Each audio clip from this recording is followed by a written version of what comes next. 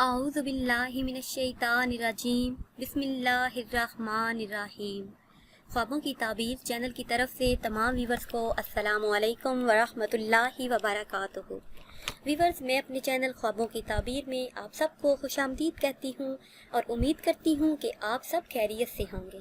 Viewers, आज की video में मैं माह शुबान का बहुत ही ख़ास वजीफ़ा लेकर आपकी खिदमत में हाजिर हुई हूँ।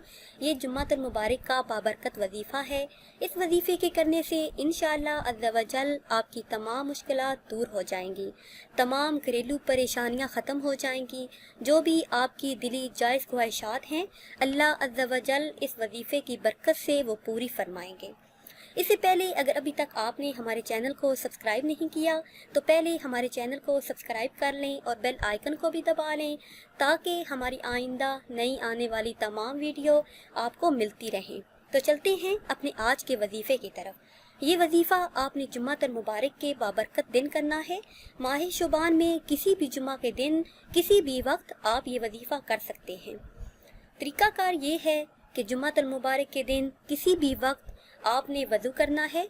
वज़ू करने के बाद आपने नमाज़ पढ़नी है। किसी नमाज के बाद ये वजीफ़ा कर लें या फिर नमाज के अलावा भी आप ये वजीफ़ा कर सकते हैं।